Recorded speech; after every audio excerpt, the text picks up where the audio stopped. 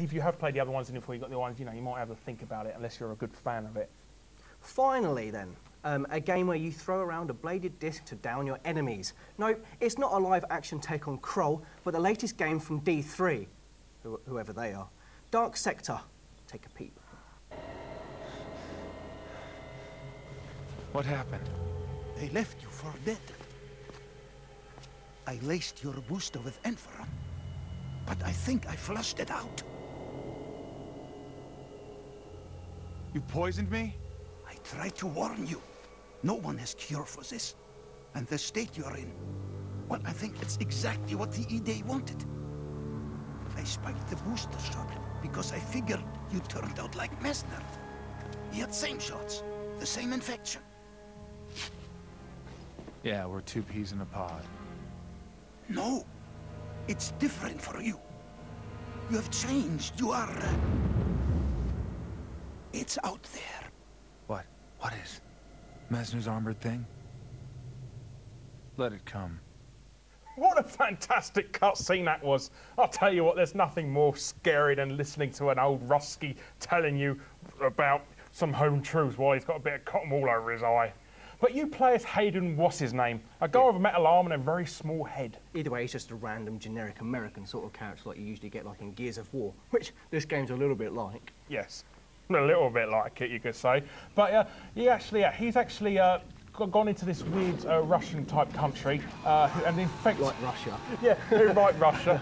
Well, I was going to say Soviet, actually. Well, I don't know why I didn't say that. But anyhow, he's infected himself with this weird metal disease, which is slowly taking over his body, turning him into some sort of ultimate weapon.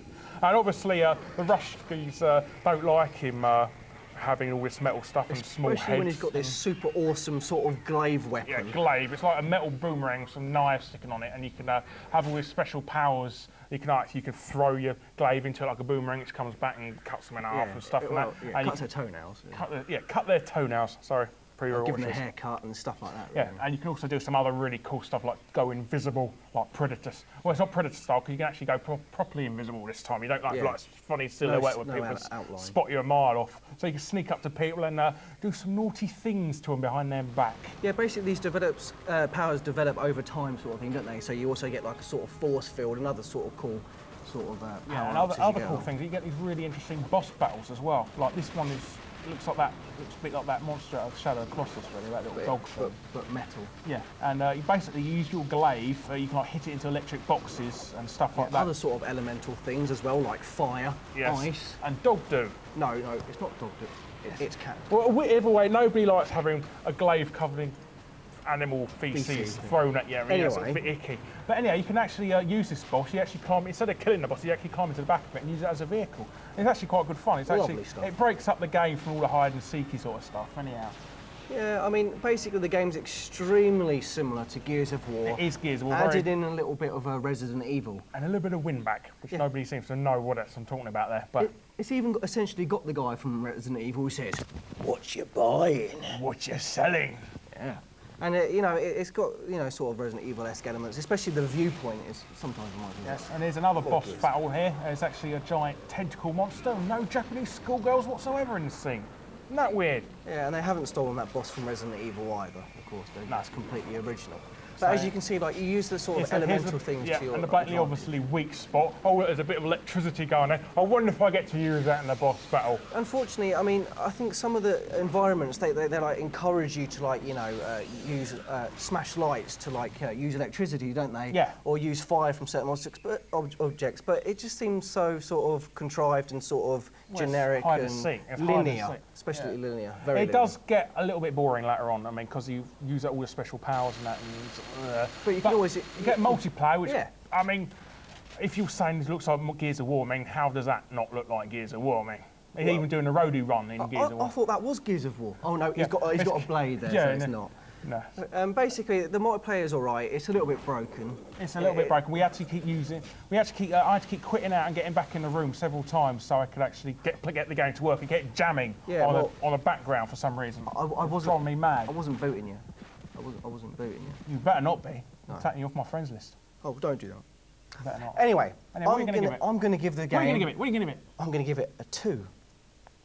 Mainly because, I mean, it's all right. I don't think it's as good as some of the other sort of games, similar games that have come out recently. Condemned 2, I'd recommend it more. It's more scary. I am going to give it a 3 out of 5. It's almost got a 4 out of 5. It's just almost boring on it. I mean, it was actually a PlayStation 3 launch title, this was originally supposed to be, but it got put back a year and a half. Oh, never mind. Anyway, let's have a look at the overall scores and see who's done what. Oh, UEFA Euro 2008 at the bottom there. Oh. That's not promising, is it? It's not very exciting there. Dark Sector's in 3rd place there. With a score of 5. That's, I don't know, I think it deserves it myself. But, yeah, it's not a bad game. No, that's what we're going to say. But Mario Kart is right at the top there with a massive 7 points. And our game of the week. Game of the week. That's lovely. And so should we have a look at the overall scores? Look at the ones for the series here. And as you can see, that Bully's still firmly sitting there right at the top. Yeah, it's doing very well. Will it be there next week? A bunch of sequels, you can see, especially Condemned 2, Mario Kart Wii and Vegas 2 at number 2. And, yeah, I think Lost Planet is a sort of remake. I think Lost Planet and Emergency Mayhem are the only titles on there that aren't sequel. Oh, Bully as well. So I'm silly. Well, But Bully's a they're remake, yeah. so yeah. And at the bottom, you can see Emergency Mayhem and Dynasty Warriors 6, which will hopefully be out. Yes, Yes. I mean, it's still staying there because it's a great wartime tactical fighter. No, it's terrible. It's repulsive, boring. Anyhow, what have we got up next week then, Mr. Locke? Let's tell us. Hopefully we'll have Grand Theft Auto 4. Oh, God, hopefully. so And we'll also have Wii Fit. Not that I need it in my trim figure. Oh, indeed. But we'll be seeing you next week, so stay tuned. Goodbye. This has been a Portland Interactive production for XLeague.tv.